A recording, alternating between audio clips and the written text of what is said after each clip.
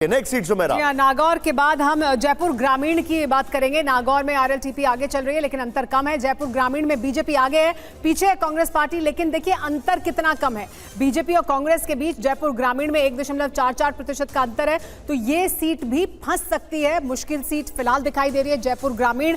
इसके बाद अगली सीट की बात करेंगे।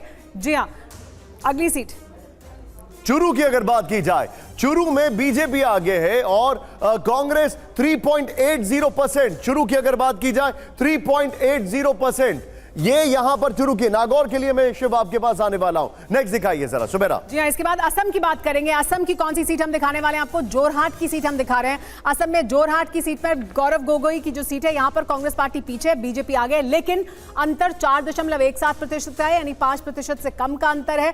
और ये वो सीटें हैं जहां पर स्थितियां बदल सकती हैं। हम उस तरह की 100 सीटों की बात करें और उसमें जो अहम सीटें हैं, जैसे जोरहाट की सीट है उसकी बात की हमने। अब धुबरी की देख लीजिए स्थिति। असम में धुबरी में भी कांग्रेस आगे है, एजेपी पीछे है, लेकिन अंतर देखिए बहुत कम अंतर है, 2% का। असम गण परिषद बीजेपी की सहयोगी है, लेकिन अंतर कम है। देखिए 2% का अंतर है। कांग्रेस पार्टी 2% के अंतर से आगे चल रही है। जी इस सब के बीच में अब बात करते हैं महाराष्ट्र की। महाराष्ट्र में देखिए नासिक की बीजेपी कांग्रेस 3.92%, 5% से कम बीजेपी और कांग्रेस की अगर बात की जाए। नासिक की हम बात कर रहे हैं। नेक्स्ट दिखाइए जरा। नासिक के बाद नंदुरबार की तस्वीर दिख रही है। नंदुरबार में बीजेपी आगे है, कांग्रेस पीछे है, लेकिन अंतर देखिए 1.70% का ही अंतर है। नंदुरबार में भी स्थिति किसी भी तरफ जा सकती है जैसे जैसे चुनाव आगे बढ़ेगा। और महाराष्ट्र में खास तौर पर काफी मुश्किल कई सीटें दिखाई दे रही हैं बीजेपी के लिए, बीजेपी के सहयोगियों के लिए। इसके बाद अगली सीट निशांत। महाराष्ट्र का नांदेड़, बीजेपी और कांग्रेस की अगर बात की जाए तो ये देखिए 3.70% ये मार्जिन है नांदेड़ में यहां पर। लेकिन अब मैं जरा नागौर के लिए जाऊंगा और नागौर के लिए शिव आइए जरा। अब राष्ट्रीय लोकतांत्रिक पार्टी के हनुमान बेनीवाल और वहां पर उनका मुकाबला चल रहा है ज्योति मिर्दा से। इंटरेस्टिंग बात है, ये जाटलैंड है। क्या दिख रहा है यहाँ पर? यहाँ पे 8 असेंबली सेगमेंट्स हैं। यहाँ पे आप हमारा टोटल रिस्पांस भी देख सकते हैं। हमने यहाँ पे 56,000 लोगों से पूछा है, उसके बाद ये फाइनल रिजल्ट लिया है हम लोगों ने। आप देख सकते हैं कि यहाँ पे आरएलपी को करीबन 6 ऐसे विधानसभा क्षेत्र हैं जहाँ पे बढ़त मिल रही है, हमारी तरफ से आगे चल रही है वहाँ पर।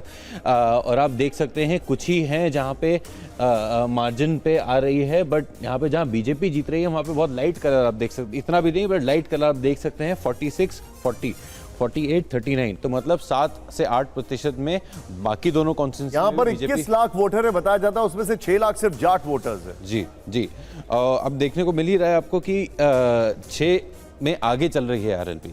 मतलब डोमिनेशन आरएलपी का है। भाजपा को काफ़ी मेहनत करनी पड़ेगी इन कॉन्स्टिट्यूंसीज में वोट पाने के लिए। लेकिन जैसा कि हमने बताया 5% से ओवरऑल वोट कम है, तो यहाँ पे देखना पड़ेगा उनको स्ट्रेटेजिकली कि क्या, कहाँ पे क्या बोलना है, किस कॉन्स्टिट्यूंसी में। ठीक है शंभू जी, राजस्थान की जो बात आ रही है, राजस्थान में ऑफ लेटली ऐसे ट्रेंड्स मिल रहे हैं। मैं मैक्रो पिक्चर की बात कर रहा हूं कि वहां पर थोड़ा सा रिसर्जेंस हो रहा है जो बीजेपी के खिलाफ है उनका।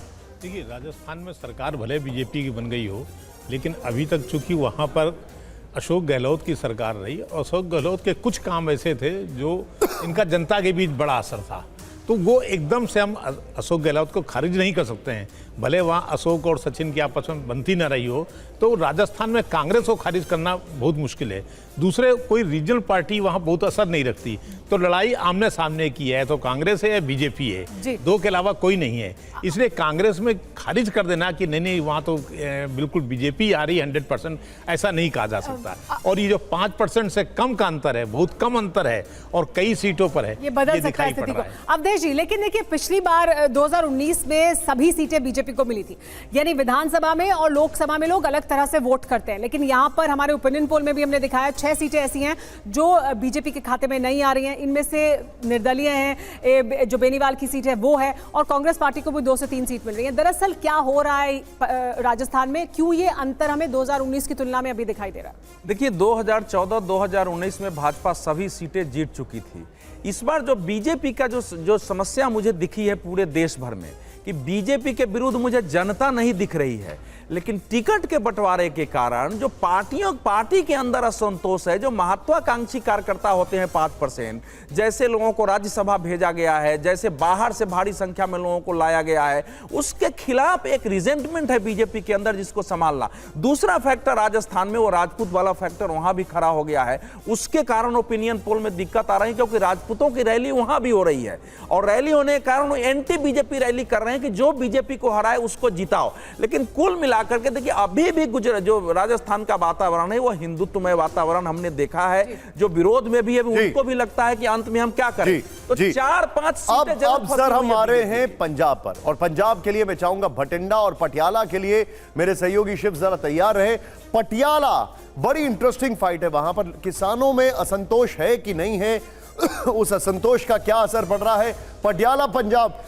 यहां पर ये देखिए, अगर बात की जाए आप ये 3.29% बीजेपी पीछे चल रही है। आप अगर बीजेपी की कैंडिडेट की बात की जाए, प्रीनीत कौर अगर उनकी बात की जाए, और यहां पर इंटरेस्टिंग बात क्या है कि कुछ दिन पहले ऐसी खबरें आई कि किसानों ने काले झंडे दिखाए, वो काफी नाराजगी दिखा रहे थे। अगला दिखाइए जरा। जी हाँ, अगली सीट है फरीदकोट की सीट और यहाँ पर भी आम आदमी पार्टी आगे है, बीजेपी श्रोमणी अकाली दल पीछे है यहाँ से, लेकिन अंतर देखिए 3.40% का है, तो अंतर कम है, लेकिन आम आदमी पार्टी आगे है। तो अभी तक जो दिख रहा है उसमें पंजाब में जाहिर सी बात है कुछ मुश्किल है बीजेपी के लिए, हालांकि हमारे ओपिनियन पोल में भी 4 सीटें जीत रहे हैं।